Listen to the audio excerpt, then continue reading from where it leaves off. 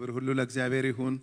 እግዚአብሔር የተመሰገነ ይሁን። ከዛ የጌታን ቃል መንፈሳዊ ተሐድሶ በሚል በተለይ ያዕቆብን ሕይወት ከዘፍጥረት ምዕራፍ 35 ላይ በርግጥ ያው ያዕቆብ ታሪክ የሚጀምረው ዘፍጥረት 35 ስላልሆነ ወደ ምዕራፍ 28 ሄድንና መጀመሪያ ጌታ በሌሊት ለሱ ተገልጦለት ካዋራው ጊዜ ጀምሮ የነበሩትን ታሪኮች እየዳሰስን መጣንና በተለይ ምዕራፍ 35 ላይ ያዕቆብንና ቤተሰቡን እግዚአብሔር እንዴት አይነት ተሐድሶ እንዳመጣላቸው አይተን ነበርና መጨረሻም ስንጸልይ ጌታን ያልነው ምንድነው በያዕቆብና በቤተሰቡ ላይ ያደረከውን ተሐድሶ እባክህ ድገመው በእኛም ሕይወት እንደዚህ አድርግ ብለን ለምነነው ነበረ። የተለያየ ነው።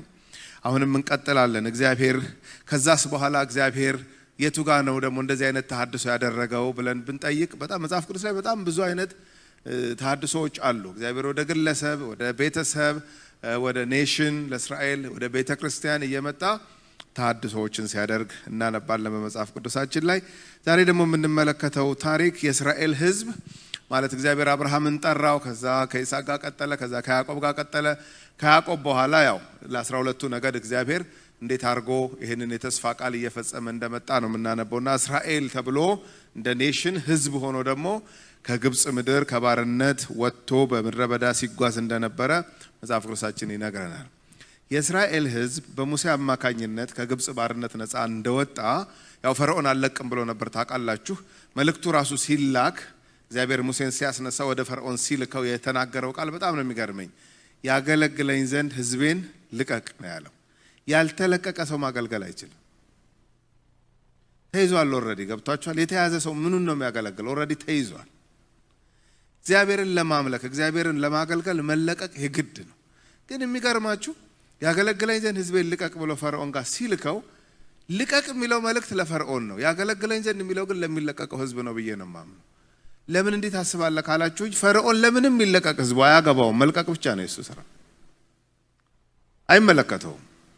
ስለዚህ ልቀቅ ለፈርዖን ነው። ግን የሚለቀቀው ሕዝብ ለምን እንደሚለቀቅ ደግሞ ማወቅ ነበረበትና ያመልከኝ ዘንድ ያገለግለኝ ዘንድ ሕዝቤን ልቀቅ ይላል። ያው አለቅም አለ፣ ብዙ አስቸገረ። መጨረሻ 10ኛው ተአምራት የግብጽን አማልክት አዋርዶ ስለሆነ እግዚአብሔር ሕዝቡን ነፃ ያወጣው ፈርዖን ሊቋቋመው አልቻለም። እኔ ገረማለሁኝ።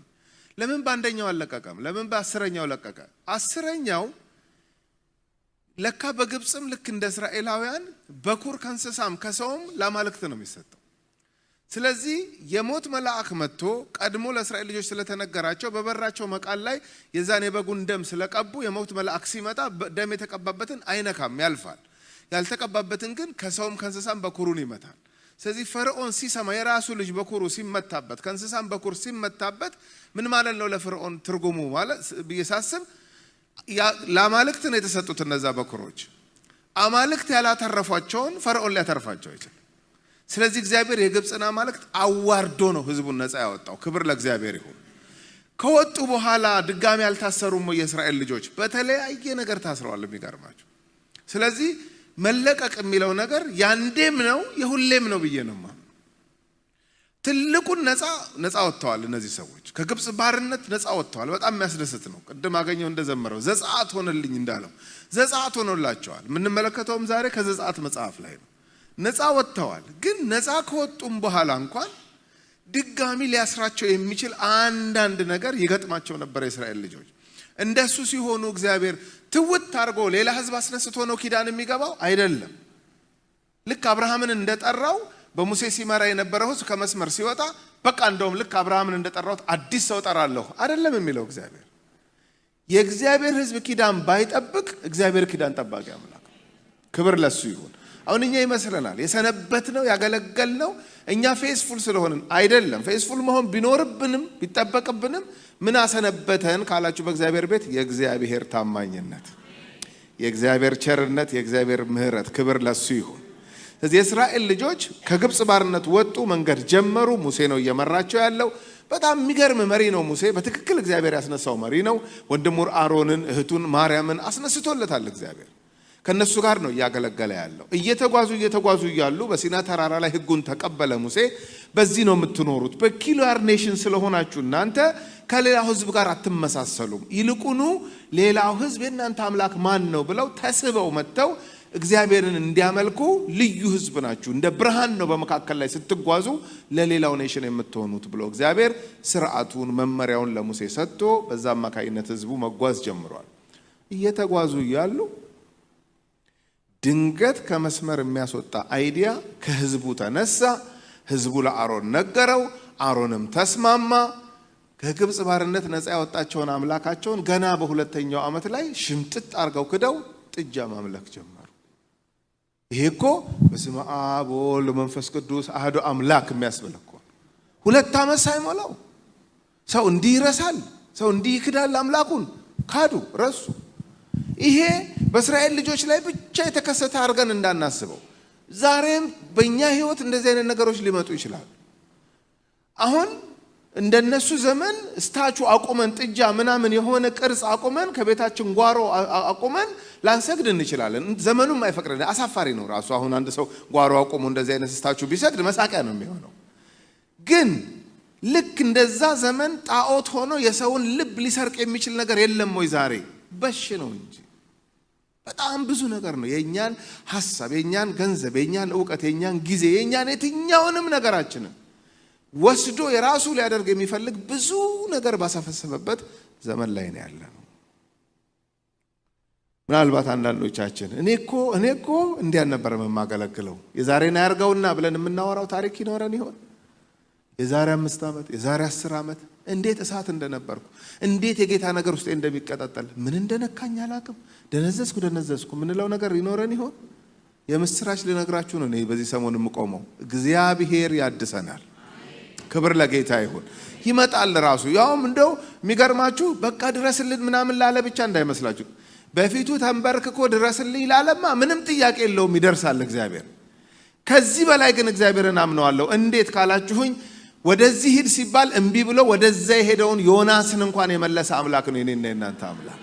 ክብር ለዘላለም ለሱ ይሁን። ይሄ ነው ኮንፊደንሳችን፣ ይሄ ነው ዋስትናችን። ከመስመር የወጣን እንኳን ይመልሳል። እንደው ወግ አግኝቶ እግዚአብሔር ረድቶት በርከክ ያለማ ምን ጥያቄ ያለው? እግዚአብሔር ዘንበል ይልለታል። ለሸሸም እንኳን እግዚአብሔር የሚመጣ አምላክ ነው። ክብር ለሱ ይሁን። ኦሪት ዘጸአት ምዕራፍ 32 ኦሪት ዘጸአት ምዕራፍ 32 ላይ ሙሴ ከእግዚአብሔር ጋር ሊነጋገር ወደ ተራራ ወጥቷል። የሱን ኃላፊነት ለአሮን ሰጥቶታል። በስጋም ወንድሙ ነው። ሊደርሺፕም አብረው እንዲመሩ እግዚአብሔር ያስነሳለት ሰው ነው። ስለዚህ ተክተህ ህዝቡን እንድታገለግል፣ ህዝቡን እንድትመራ ጠብቀኝ። እኔ የህዝቡን ጉዳይ ይዤ ወደ እግዚአብሔር ቀርባለሁ። ተራራ ላይ የእግዚአብሔርን ነገር ደግሞ ወደ ህዝቡ ይዤ እመጣለሁ። ሚዲయేተር ስለሆነ ሙሴ ዋናው አገልግሎቱ ይሄ ነው። በቃ የህዝቡን ሁኔታ ይመለከትና ለእግዚአብሔር ሄዶ ያቀርባል። እግዚአብሔር ሆይ ህዝቡ እንደዚህ እየጠየቀ ነው። ከዚህ ከዘጸአት ምዕራፍ 32 ወደፊት ያሉትን ምዕራፍ 11፣ 12፣ 13፣ 14 እያላችሁ ብትመጡ ሙሴ ይህንን አገልግሎት ሲያገለግል እናያለን። እውነት ነው። በአዲስ ኪዳን ጌታ ኢየሱስ ክርስቶስ ተክቶታል የሙሴን አገልግሎት። ይህን እናውቃለን። ግን ሙሴ ምን ያደርግ ነበር? ይሄድና ህዝቡ እንደዚህ እያለ ነው። ለምሳሌ ውሃ ሲጠማቸው ይጠይቃል። ሄዶ ህዝቡ ውሃ እያለ ነው ይላል። እግዚአብሔር እሺ ሂድና አለቱን ምታው፣ ከአለቱ ውሃ ይፈልቃል ይላል። አሁን ከአለት እኮ እንኳን ውሃ ሊፈልቅ የማይታሰብ እኮ ነው። አለት እኮ ደረቅ ነገር ነው እኮ። አለት ጠንካራ ነው። ምን ብትመቱት እንዴት አድርጎ ነው ውሃ የሚወጣው? እግዚአብሔር የታምራት አምላክ ስለሆነ ነው አለት ተመቶ ውሃ የጠጡት። ክብር ለእግዚአብሔር ይሁን። ጳውሎስ በአዲስ ኪዳን በአንደኛ ቆሮንቶስ ምዕራፍ 10 ላይ ምን ይላል? ያ ይከተላቸው የነበረ አለት እሱም ክርስቶስ ነው ይላል። ክብር ለእግዚአብሔር ይሁን። ከዛ አለት ምን ወጣ? ውሃ ወጣ። ጌታ ኢየሱስ ክርስቶስ በመስቀል ላይ ሲመታ ነው እኔና እናንተ የህይወት ውሃ ወንዝ የጠጣ ነው፣ ከሆዳችንም የፈለቀው። ክብር ለጌታ ይሁን። ምታው አለቱን አለው። ከአለት ውሃ እንዴት አድርጎ ነው የሚወጣው? በቃ እግዚአብሔር የታምራት አምላክ ነው። ምግብ የለንም እያሉ ነው፣ መና ሰጣቸዋለሁ። እንደዚህ የለንም እያሉ ነው፣ እኔ ሰጣቸዋለሁ። የሙሴ ስራ ምንድን ነው? የህዝቡን ጉዳይ ወደ እግዚአብሔር ማቅረብ፣ እግዚአብሔር ደግሞ ለህዝቡ ሊለው ያለውን ይዞ መምጣት ነው። ስለዚህ ይሄ ነው አገልግሎቱ። ወደ ተራራ ወጣ። ወደ ተራራ ሲወጣ ምን ሆነ? ያ ሲያመልክ የነበረ ህዝብ እንዴ የቅርብ ጊዜ ትዝታ እኮ ነው። ማርያም እኮ ከበሮ እየመታች ፈረሱንና ፈረሰኛውን በባህር የጣለ እግዚአብሔር ይባረክ ብላ እኮ እየመራቻቸው እኮ ዘምረዋል። ብዙ እኮ ሩቅ አይደለም። በዚህ አጭር ጊዜ እንዴት ሰው ሽፍት ያደርጋል? በቃ ክፉ ቀን ሲገጥመው እንደዛ ነው። አሁን አንዳንዴ እናያለን ሰዎች እንዴ አረ እንደዚህ አልነበረችም፣ ከመቼው ነው የደከመችው? ከመቼው ነው የደከመው? ራሳችንም ላይ አንዳንዴ ምን ነካኝ እንላለን። ምንም ነክቶን አይደለም። ክፉ ቀን ያላሰባችሁትን ያስብላል። ክፉ ቀን አላረገውም ያላችሁትን ያስደርጋል። ታዲያ እንደዚህ ስንሆን እንደዚህ ውጥንቅጡ ሲወጣ የኛ ህይወት እግዚአብሔር እንዴት ያደርጋል ብለህ ታስባለህ ካላችሁኝ፣ እግዚአብሔርማ ይመጣል። ክብር ለሱ ይሁን። ዘጸአት ምዕራፍ 32 ቁጥር 1 ጀምሮ ላነብ ነው። ሕዝቡም ሙሴ ከተራራው ሳይወርድ እንደዘገየ ባዩ ጊዜ፣ እንደው ስንት ቀን ቢቆይ ነው ዘገየ ያሉት አላውቅም፣ ብቻ እንደዚህ ይላል። ሕዝቡም ሙሴ ከተራራው ሳይወርድ እንደዘገየ ባዩ ጊዜ ወደ አሮን ተሰብስበው ይህ ከግብፅ ምድር ያወጣን ሰው ሙሴ ምን እንደሆነ አናውቅምና ተነስተ በፊታችን የሚሄዱ አማልክት ስራልን አሉት። በስመ አብ ወወልድ ወመንፈስ ቅዱስ አሐዱ አምላክ ያስብላል። ይሄ ሙሴን ነው የማያውቁት? ስንት ቀን ነው የቆየው? አላቅም። ምንም የተጻፈ ነገር የለም። ግን እንደው ዓመት ምናምን እንዳይመስላችሁ። ኖ በቀናት ነው። ምን ነካቸው? እንዴት ነው የማያውቁት ሙሴን? አናቀውም አሉ። በቃ አናቀውም። ሙሴን ምን እንደሆነም አናቅም፣ ምን እንደገጠመውም አናቅም። እንዴ ምን ይገጥመዋል? ሌላ ቢዝነስ አለው እንዴ ሙሴ እኮ ቢዝነሱ የእግዚአብሔር ሕዝብ ቢዝነሱ ኢኔሴንስ የሚኖርለት የሚሞትለት ትልቁ ጥሪው የእግዚአብሔር ሕዝብ ነው። ወደ እግዚአብሔርን ሕዝብ ለመምራትና ለማገልገል እኮ እግዚአብሔር አግባብቶ እኮ የጠራው ሰው ነው። አልችልም ሲል ግድ የለም ካንተ ጋር ሆናለሁ፣ አይዞ፣ ኧረ እኔ እንደዚህ ነኝ፣ ወንድምህን አሮን ሰጣል፣ ኧረ እኔ እንደዚህ ነኝ። አግባብቶ ነው የህይወት ዓላማውን እግዚአብሔር አሳምኖት ይሄን አገልግሎት የጀመረው። አናውቀውም እንዴት ይባላል? በቃ አሉ። ሰው እንደዚህ ነው። ክፉ ቀን ሲገጥመው ክፉ ሐሳብ ሽንቁር ብሎ ጭንቅላት ውስጥ ሲገባ እንደዚህ ያደርጋል። ለካ ሰው አናውቀውም። ደግሞ እኮ በስጋ ወንድሙ ለሆነ ለአሮን እኮ ነው እንደዚህ የሚሉት። አናውቅም፣ ምን እንደሆነም አናውቅም። እሱንም በቃኛ አናውቀውም። ስለዚህ በፊታችን የሚሄዱ አማልክት ስራልን። ምን ማለት ነው? በፊታችን የሚሄዱ የሚመራን ሳይሆን የምንመራው ማለት እኮ ታውቃላችሁ። እኛ ማኒፑሌት የምናረገው ነው እንጂ ከሰማይ ሆኖ በአንተ በኩል ተራራ ላይ እየወጣ ሕግ ሰጥቶኛል፣ ትእዛዛት ሰጥቶኛል፣ እግዚአብሔርን ብቻ አምልክ፣ እንደዚህ አታርግ፣ ዘጸአት 19 ያሉትም ማለት ነው። እንደዚህ እያለ የሚመራን ሳይሆን እኛ የምንመራው ነው የምንፈልገው። እንዲያርግ ስንለው የሚያረግ፣ በዚህ ግባ ስንለው የሚገባ፣ በዚህ ውጣ ስንለው በቃ ከፊታችን የሚሄድ እና እኛ ከኋላው ሆነን እንዲታጠፍ እንዲያርግ የምንለው እንጂ በሰማይ ሆኖ በአንተ በኩል በዚህ ታጠፉ፣ አሁን እረፉ፣ ደመናው ሲመጣ ተጓዙ አንፈልግም። በጣም ነፃነት ያለበት ይመስላል አሁን ያመጡት አይዲያ። የሚገርማችሁ ሰው እግዚአብሔር ኑሩበት ብሎ ከሰጠው ስርዓት ሲወጣ ወደ ባርነት እንጂ ወደ ነፃነት አይገባም። አሁን በጣም ዘመናዊ የሆነ የሚባል ሰው እምነትም የለኝም ሃይማኖትም የለም እግዚአብሔርም የለም ምንም የለም እና ምንድነው ነፃ ሆኜ ነው የምኖረው ይላቸዋል። ኦይ ነፃነትማ የእግዚአብሔር ስርዓት ውስጥ ነው ያለው። ክብር ለእግዚአብሔር ይሁን። ስለዚህ እነዚህ ሰዎች በቃ ነፃ መሆን እንፈልጋለን፣ እኛ ማኒፑሌት የምናደርገው ምንመራው እንጂ የሚመራን አምላክ አንፈልግም፣ ስራልን አሉት። አሁን እዚህ ጋር አሮን ምን ነበር ማለት ያለበት? ጥሩ መሪ ቢሆን ኧረ ስነ ስርዓት ያዙ ምን ማለት ነው? እሱ ይህን ያህል አልቆየም፣ እንጠብቀው ምንድን ነው እሱ ደግሞ ቢቆይ ለእናንተው ኬዝ ነው ለእኛው ኬዝ ነው የሚቆየው። ኧረ ስነ ስርዓት ያዙ ነው ማለት ያለበት። አፈፍ አረገና ጋና ቃላቸው ካፋቸው እንደወጣ የሚቀጥለውን ንግግሩን ተመልከቱ። ቁጥር 2 አሮንም በሚስቶቻችሁ በወንዶችና በሴቶች ልጆቻችሁም ጆሮ ያሉትን የወርቅ ቀለበቶች ሰብራችሁ አምጡልኝ አላቸው። ምን ሊያረግ? ትናንትና ማታ ያየነው ምንድን ነበረ? የጆሮ ጉትቻቸው ሳይቀር ከጣዖታት ጋር የሚያያዝ ከሆነ እንካ ብለው ለያዕቆብ ሰጥተውት ከአድባር ዛፍ በታች ቀብረው ነው አይደለ ወደ ቤቴል የሄዱት። ተመልከቱ። እንደገና ከግብፅ ሲወጡ ብዙ ብርና ወርቅ በዝብዘው ስለወጡ አሁንም ጆሮቻቸው ላይ ብዙ እንትኖች አሉ። አሮን ሆይ የጠበቀና ምን አለ? ባንዳፍ እንደውም ሐሳባችሁን እንዳትቀይሩ አምጡ፣ ጆሮቻችሁ ላይ ያሉትን የወርቅ ጌጦች ምናምን አምጡ። ምን ሊያረግ?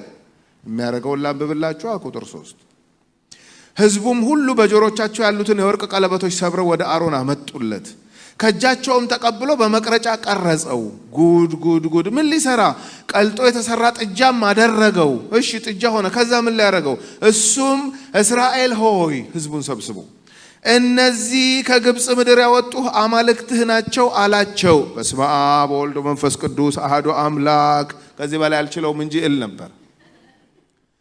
ይሄ ነውር እኮ ነው። ይሄ እኮ አሳፋሪ ነገር እኮ ነው አሮን እየሰራ ያለው። ምን ነካው? በቃ አደረገው። ምን አይነት መሪ ነው? እንዴ ገና ለገና ህዝብ ጥያቄ ጠየቀ ተብሎ ወዲያ አውቶማቲካሊ ይፈጸምለታል እንዴ? ህዝብ እኮ ስንት እኮ ማይረባ ጥያቄ እኮ ያመጣል እንዴ። መሪ ማለት እኮ እያንዳንዱ ሰው የጠየቀውን ሁሉ በነፍስ ወከፍ ጥያቄዎችን ለማስደሰት የጠየቁትን የሚፈጽም ማለት እኮ አይደለም መሪ ማለት። ምን ነካው አሮን?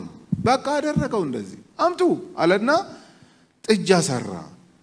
እስራኤል ሆይ እነዚህ ከግብጽ ምድር ያወጡ እንዴ? ምን ነካው? ከግብጽ ምድር አላወጡም እነዚህ ጥጆች። አደረገ ግን ይሄ ሁሉ ሲሆን የሰማይ አምላክ አይኖቹ ተከፍተው እያየ ነው። የሚገርማችሁ ሙሴ ህዝቡን ወክሎ ወጥቶ ያናግረዋል። እታች ችግር ተፈጥሯል። ሙሴ አንድ ስፍራ መገኘት የሚችል ሰው ስለሆነ ምንም የሚያውቀው ነገር የለም። እግዚአብሔር ግን አይኖቹ በምድር ሁሉ ስለሚመለከቱ ወንድምየውም የሚሰራውን ያህል ሙሴም የሚሰራውን ያህል እንዲህ ያህል በቃ እግዚአብሔር እንዲህ ይመለከታል በምድር ላይ የሚሆነው። አሮንም ባየው ጊዜ መሰዊያን በፊቱ ሰራ። በጣም ያሳዝናል። አሮንም ነገ የእግዚአብሔር በዓል ነው ሲል አወጀ። ምን አይነት በዓል? ሲንክሪቲዝም ተጀመረ። የተደበላለቀ ነገር ገብቷቸዋል እንዴ? ጥጃ ነው ሊመለክ የተዘጋጀው፣ ለሱ ነው መስዋዕቱ እየተዘጋጀ ያለው። ይባስ ብሎ ምን ይላል? ለጥጃው መስዋዕት እናቀርብለት ሳይሆን ነገ የእግዚአብሔር በዓል ነው። አረ እንደዚህ አይነት በዓል የለውም እግዚአብሔር። ምኑን ነው የደበላለቀው አሮን? አንዳንዴ እንደዚህ ይሆናል በህይወት። እግዚአብሔርን ደስ ያሰኘው አያሰኘው የምንጠይቀውን ጥያቄ ትተን እንትናን ያስደስታል አያስደስትም፣ ከካልቸሩ ጋር ይሄዳል አይሄድም፣ እኔን ያስደስተኛል ይጠቅመኛል አይጠቅም፣ ሌላ ስሌት ውስጥ የምንገባባቸው ጊዜያቶች አሉ። የእግዚአብሔር በዓል ነው አለ። ኧረ እንደዚህ አይነት በዓል ለእግዚአብሔር ተደርጎ ማያውቅም። ቁጥር 6 በነጋውም ማልደው ተነስተው የሚቃጠል መስዋዕት ሰው የደህንነት መስዋዕት አቀረቡ። ኧረ አይቀርብም፣ ለጥጃ አይቀርብም ይሄ ሁሉ ነገር። ምን ነካው አሮን? ህዝቡም ሊበሉና ሊጠጡ ተቀመጡ፣ ሊዘፍኑም ተነሱ። እዚህ ሰፈር ያልተዘፈነ የት ሊዘፈን ነው ያልኩት። በቃ እዚህ ሰፈርማ የግድ ነው ዘፈን ይኖራል። በቃ ሊጫወቱ ተነሱ፣ ሊዘፍኑ ተነሱ፣ ሊደንሱ ተነሱ። እዛ አካባቢ ደግሞ ብዙ እርኩሰት አለ። ደግሞ የሚገርማችሁ እንደዚህ አይነት የጣዖት አምልኮ አካባቢ እንዲህ አይነት ነገሮች በጣም አሉ። በህዝቡ እንደዚህ አይነት ነገር ውስጥ ገባ። ሙሴ ምስኪኑ ይሄን ጉድ አያቅ። ትቶት የሄደው ህዝብ ምን አይነት ችግር ውስጥ እንደወደቀ አያቅ። እግዚአብሔር ሆ እያለ ከእግዚአብሔር ጋር ተራራ ላይ ወጥቶ ያወራል። አሁን ከመስመር የወጣ ህዝብ ስለሆነ፣ አሁን እየደከመ ያለ ህዝብ ስለሆነ፣ አሁን ማይሆን በቀመቅና ችግር ውስጥ እየተጓዘ ያለ ህዝብ ስለሆነ በማደስ የታወቀው አምላክ ክብር ለሱ ይሁን፣ በመመለስ ወደ መስመር በማስገባት የታወቀው አምላክ ተነሳ። ክብር ለጌታ ይሁን። ቁጥር 7 ተመልከቱ። እግዚአብሔርም ሙሴን ሃሌሉያ ያዕቆብ ትዝ ይላችኋል። ትናንት ስንመለከት ብጥብጥ ያለ ፋሚሊ በቃ ከልጆቹ ጋር መስማማት አቃተው። ሴቷ ልጁ አዝናለች፣ ወንዶቹ የወሰዱት እርምጃ አላስደስቶም፣ እሱ ተጨንቅ ያለው በቁጥር ትንሽ ነኝ ይገሉኛል ፈራው በሚልበት ሰዓት ነው አይደለ? እግዚአብሔርም ያዕቆብን ተነስተህ ወደ ቤተል ውጣ የሚል ድምፅ ያሰማው። ይሄም ከመስመር የወጣ ህዝብ፣ ይሄም ጥጃ ማምለክ የጀመረ ህዝብ፣ ይሄ መጨፈርና መዝፈን የጀመረ ህዝብ እግዚአብሔር ሲመጣለት ተመልከቱ። እግዚአብሔርም ሙሴን ከግብጽ ምድር ያወጣኸው ህዝብህ ኃጢአት ሰርተዋልና ሂድ ውረድ። ሂድ ውረድ ምን እንደሆነ ታውቃላችሁ? ማጥፋት እኮ ይችላል እግዚአብሔር፣ እዛም እርምጃ መውሰድ እኮ ይችላል። የተበደለ እግዚአብሔር ነው። ይሄ የተበደለ እግዚአብሔር ግን ሁልጊዜ ለማዳን እጁን የሚዘረጋ አምላክ ስለሆነ ለሙሴ ምን አለው? ከግብጽ ምድር ያወጣኸው ህዝብህ አለ። እኔ ቆም ብዬ አየኋት እችን ቃል። ህዝብህ ህዝቤ አይልም እንደ እግዚአብሔር አልኩኝ። የሙሴ አይደለም ይሄ ህዝብ የእግዚአብሔር ነው። ለምንድን ነው እግዚአብሔር ሙሴን ከግብጽ ምድር ያወጣኸው ህዝብህ የሚለው? ህዝቤ እንኳን ለማለት እስኪ ከብደው ድረስ እግዚአብሔር አዝኗል ማለት እኮ አዝኗል። በቃ ከዚህ በፊት ብትመለከቱ ህዝቤ ነበር እያለው ያለው እግዚአብሔር። አሁን ግን ምን አለ? ሙሴ አለው ሂድ ተነሳና ውረድ እታች። አንተ እዚህ ተራራ ላይ ወጥተህ ከኔ ጋር ታወራለህ፣ እታች ችግር ተፈጥሯል አለ። ሙሴ አያውቅም። ሾክ ነው የሚያደርገው አሁን ሙሴ በዚህ ሰዓት። በዚህ አጭር ጊዜ እንዴት ነው የሚለው? በቃ ችግር ተፈጥሯል።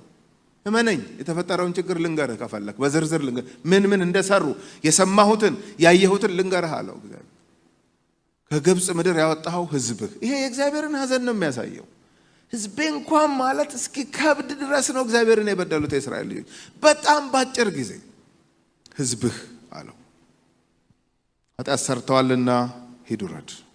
ካዘዝኳቸው መንገድ ፈጥነው ፈቀቅ አሉ። ቀልጦ የተሰራ የጥጃ ምስል ለራሳቸው አደረጉ፣ ሰገዱለትም፣ ሰውለትም። እስራኤል ሆይ እነዚህ ከግብጽ ምድር ያወጡ አማልክትህ ናቸው አሉ ሲል ተናገረው። ያየውን የሰማውን እግዚአብሔር ለሙሴ ነገረው። እንደዚህ አረጉ የሚያስብል በጣም አስደንጋጭ ነገር ነው እግዚአብሔር ለሙሴ እየነገረው ያለው። አርገዋል፣ እንደዚህ አርገዋል። ካዘዝኳቸው መንገድ ፈጥነው ፈቀቅ አሉ ማለት ምን እንደሆነ ታውቃላችሁ? 40 ዓመት እንኳን ቢሆነው ህጉን ከሰጠኋቸው ዓመታት ስላለፉ ነው ይባላል። በቅርብ እኮ ነው የሰጠኋቸው እኮ ማለት ነው። ዘጸአት 19 ላይ እኮ መጀመሪያው ትእዛዝ ምንድን ነው? እግዚአብሔር አምላክህ ብቻ አምልክ፣ በምስልም ቅርጽ ምንም ነገር እንዳሰግድ እኮ። ሰው አሳዶ እሱን ይስታል። ስለዚህ ፈጥነው ፈቀቅ አሉ ማለት በጣም በቅርብ ነው ትእዛዙ ነው የሰጠኋቸው። ይኸው ፈቀቅ ብለዋል። የጥጃ ምስል ለራሳቸው አደረጉ። ምንም አይነት ምስል የተቀረጸ ምስል በፍጹም አትስራ አትስገድለት የተባለውን ህግ ጣሱ። ሰገዱለትም ሰውለትም። አይደረግም ሙሴ ታውቃለህ፣ እንደዚህ አይደረግም፣ ግን አደረጉ አለው። እስራኤል ሆይ እነዚህ ከግብጽ ምድር ያወጡ አማልክትህ ናቸው አሉ ሲል ተናገረው። ይሄንንም ሰምቷል እግዚአብሔር። አረ ከግብጽ ያወጣቸው በሚገርም ተአምራት እግዚአብሔር ነበረ፣ ጥጃው አይደለም። ቁጥር 9 እግዚአብሔርም ሙሴን እኔ ይህንን ህዝብ አየሁት፣ እነሆም አንገተ ደንዳና ህዝብ ነው አለ ይላል። ምን ማለት ነው አንገተ ደንዳና ህዝብ? ይሄ የግብርና ቋንቋ ነው። አንገተ ደንዳና ማለት ምን መሰላችሁ ሐሳቡ? በሬ ገበሬ ይመጣና 2 በሬዎች አምጥቶ አንገታቸው ላይ ቀንበር አድርጎ ለማረስ አያስቸግረውም። በሬ አያስቸግርም። ወይፈን እስቲ አምጡ። ወይፈን አንገት ላይ ቀንበር ማድረግ በጣም ከባድ ነው። ለምን? ወይፈን መፋነን መዋጋት ነው የሚወደው።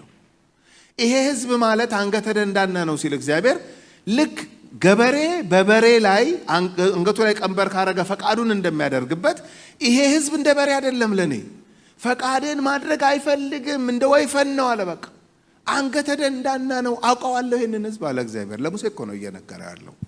ይሄ ህዝብ አንገተ ደንዳና ህዝብ ነው። ፈቃዱን ማድረግ የሚወድ ቶሎ ልቡ ዘንበል የሚልበት በቃ ከኔ ለመሸሽ ቅርብ የሆነ ህዝብ ነው አውቃለሁኝ። ቁጥር 10 አሁንም ቁጣዬ እንዲቃጠልባቸው እንዳጠፋቸውም ተወኝ። ማን ነው ተወኝ የሚለው? እግዚአብሔር ሙሴን ተወኝ። ትናንት ስናነብ ምንድነው ያነበብነው? እግዚአብሔር ያዕቆብን ተወኝ አይደለም ያለው? ተወኝ ልቀቀኛል፣ አልለቅህም አለ። አሁንም ተመሳሳይ ነገር ተመልከቱ። እግዚአብሔር ሙሴ ምን ይሏል? ተወኝ። ምንድነው ተወኝ? ጣልቃ እንዳገባ ነው። እንዴት? እንዳትማልድ እኮ ነው ያለ። እንዳትጸልይ አንተ አውቃለሁ በጣም በጸሎት እንትን ያልክ ሰው ነህ። መሃል ገብተህ ማራቸው ልትል ነው። ነግሬሃለሁ ቁጣዬ እንዲቃጠልባቸው እንዳጠፋቸው ተወኝ አለ። በጣም ነው የተገረምኩት። እኔ 2 ሰው ሲጣላ አይታችሁ ታውቃላችሁ? ምናልባት እዚህ ሀገር እንደዚህ አትገቡም። መካከልም ይጣላም እንደዚህ ብዙ የለም። እናንተም አትገቡም አውቃለሁ በደምብ። በእኛ ሀገር ላውራ። አሁን እኛ ሀገር 2 ሰው ሲደባደብ ዝም ብለን አናይም፣ እንገባለን መካከል። እንዴት ተወው እንጂ ባናቀውም አይተናቸውን እንኳን ባናቅ መካከል ገብተን ለመዳኘት እንሞክራለን። እንደዚህ ነው ባህሉ። በጣም ከሃጠቃው በተለይ አንደኛው በጣም የሚቧቀስ ምናምን ከሆነ ያኛው ምን አረኩ ምናምን ካለ እኔ ገባለሁ። ሄጅ እንዴ ምን አረኩ እያለ አይደለም እንዴ አንተ ተወው እንጂ ይላለሁ። ተወኝ ቢል የሚደባደበው እንዴ ለምንድን ነው የምትወው አንተ? ተወው እንጂ ያረገኝን ታውቃለህ? ምንድን ነው ያረገ? አሁን እንዲህ ስታየው ሰው ይመስላል። እንዲያረገኝ ብሎ ቢደረድ አይመስልም። እንደዚህ ያረገ እኮ አይመስልም። እንደዛ ከሆነማ ብዬ ልወጣ እችላለሁ። ስለዚህ ተወኝ የሚለው በምንድን ነው? ያቃጠለኝም ማቃጠል እኔ ነኝ የማውቀው፣ የዘረፈኝን ነገር እኔ ነኝ የማውቀው። ተወኝ ይላል ሊደባደብ ሲል። እግዚአብሔር ሙሴን ምን ይለዋል? ቁጣዬ እንዲቃጠልባቸው እንዳጠፋቸው ስለምፈልግ ተወኝ አለ። እንደምትማልድ አውቃለሁ ነው እያለ ያለ። አቤት የምልጃ ጉልበት፣ አቤት የጸሎት ጉልበት። ክብር ለእግዚአብሔር ይሁን። ይኸውላችሁ እግዚአብሔር ሰው በመካከል ከገባ ከማለደ ከጸለየ ነገሮች እንደሚቀየሩ ስለሚያውቅ ሙሴ ምን ይለዋል? ያስጠነቀቀዋል። ትገባና እዚህ መካከል ምናልባት አሁን እንዴ እዚህ መካከል ካልገባሁና አገልግሎቱ ካልቀጠለ ህዝቡን ካልመራው እኔ አውላላ ሜዳ ላይ ልቀር ነው እንዴ ብለህ የምታስብ ከሆነ ስላንተ ያለኝን ፕላን ልንገርህ አለው። ምን? አንተንም ለታላቅ ህዝብ አደርግሃለሁ አለው ይላል። የሚገርም ኦፈር ነው የቀረበለት። እንዳታስብ ይሄንን ህዝብ እንዳጠፋው ከለቀከኝና ከተውከኝ አንዴ ዶጋመድ ካደረኩት በኋላ አንተን ለተሻለ ህዝብ ለታላቅ ህዝብ አደርጋለሁ። ዶንት ወሪ፣ ስለ ሊደርሺፕህ አትጨነቅ። ትቀጥላለህ አንተ ከሌላ ህዝብ ጋር ልክ አብርሃምን እንደጠራው እጠራና ደግሞ ሌላ ኔሽን ትመራለህ የሚል ኦፈር ቀረበለት። ሙሴም በእግዚአብሔር በአምላኩ ፊት ጸለየ። ዋው የተፈራው ነገር መጣ። አልተውም አለ። ልክ ያዕቆብ ተወኝ ሲል አልተውም እንዳለው ሙሴም አልተውም አለ። የፈለከውን በለኝ፣ የፈለከውን አድርግ። ህዝቡ አሁን ያልከውን ካደረገ እኔ አላየሁትም። እኔ እጃ አልወረድኩም፣ አላየሁትም። እኔ በአንዴ አንድ ስፍራ ነው መገኘት የምችለው። አሁን አንተ ያለህበት ተራራ ላይ ነው ያለሁት፣ ወርጃ አላየሁትም። ግን የምትለኝን አምኜ አንድ እርምጃ ወስዳለሁ። ምን እጸልያለሁ አለ። እስቲ በተበጠበጠ ነገር ላይ ጸልዩ፣ እግዚአብሔር ተአምር ያሳያችሁ። ክብር ለእግዚአብሔር። መፍረድ ቀላል ነው። ይሄ አሁን ለምሳሌ አንዳንድ ሰው ድሮም አላማረችኝም እንላለን። ድሮ እኮ አምራናለች፣ ዛሬ ቀን ስለጣላት እንትና ድሮም አላማረኝም፣ እሱ ድሮም ተንቀሽቅሿል። ይሄ ቀላል። አሁን ሰው ላይ መፍረድ ምን እውቀት ይጠይቃል? አፍ መክፈት እኮ ነው በቃ። መፍረድ እኮ ምንም እውቀት አይጠይቅም። መጸለይ እውቀት ይጠይቃል። መማለድ እውቀት ይጠይቃል። ክብር ለእግዚአብሔር ይሁን። ብጥብጥ ባለ ታሪክ ውስጥ ሙሴ እጸልያለሁ አለ። እጸልያለሁ። አረ ነገሩ ተበለሻሽቷል። እጸልያለሁ፣ እግዚአብሔር ታምር ታረጋለህ አለ። ክብር ለእግዚአብሔር ይሁን። እውቀት የሚጠይቅ ጸሎት ነው፣ ምልጃ ነው። መፍረድ እውቀት አይጠይቅም። አፍ ከፍቶ ማሽጎድጎድ ብቻ ነው በቃ። አቅሻለሁ ድሮም አላማርችኝም፣ አንተ እንደውም እንደዚህ ቀጭቃጫ። እሱ ቀላል ነው በቃ። አንዴ አፍ መክፈት ነው፣ ማን ቦልቦል። ማለድ ግን እውቀት ይጠይቃል። መሸከም እውቀት ይጠይቃል። መጸለይ እውቀት ይጠይቃል። ሙሴ እንዴት እንደዚህ እየተነገረው እንዲህ አይነት ኦፈር እየቀረበለት እንዴት ጸለየ? አምላኩን ያውቀዋል። ክብር ለእግዚአብሔር ይሁን። አምላኩ ዘንበል የሚል አምላክ እንደሆነ፣ አምላኩ በምሕረት የተሞላ አምላክ እንደሆነ ስለሚያውቅ እጸልያለሁ አለና ጸለየ። ዓለም ይላል ጸሎቱ ራሱ ተጽፏል እዚህ ጋር። ዓለም አቤቱ ቁጣህ በታላቅ ኃይልና በጽኑ እጅ ከግብፅ ምድር ባወጣኸው። አያችሁ፣ ጥጃ አይደለም ያወጣው ይህንን ህዝብ። ጥጃ ነው ያወጣኝ ቢልም እንኳን እኔ ምስክር ነኝ፣ ጥጃ ይሄን መስራት አይችልም፣ አንተ ነህ ይሄን ያደረከው። በታላቅና በጽኑ እጅ ከግብፅ ምድር ባወጣኸው በህዝብ ላይ ስለምን ተቃጠለ ቁጣህ? ግብፃውያንስ በተራራ መካከል ሊገላቸው ከምድር ፊት ሊያጠፋቸው ለክፋት አወጣቸው ብለው ስለምን ይናገራሉ? ከመዓትህ ተመለስ፣ ለህዝብህም በክፋታቸው ላይ ራራ ብሎ ጸለየ። እቺ ጸሎት ምን እንደሆነች ታውቃላችሁ? ባጭር ውስጥ ተተረጎም ስምህ ይጠፋል አስበህበታል አለው እግዚአብሔር። ኧረ ቅርበት!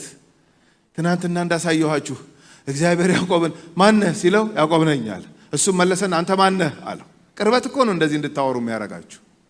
ሰው ወደ ጸጋው ዙፋን ጠጋ ብሎ በርከክ ብሎ ሲጸልይ ከእግዚአብሔር ጋር እንደ አባትና እንደ ልጅ የማውራት አክሰስ ነው የሚያገኘው። ክብር ለእግዚአብሔር ይሁን። ሙሴ ምን ብሎ ጸለየ? ስምህ እንደሚጠፋ አስበህበታል አለው እግዚአብሔር።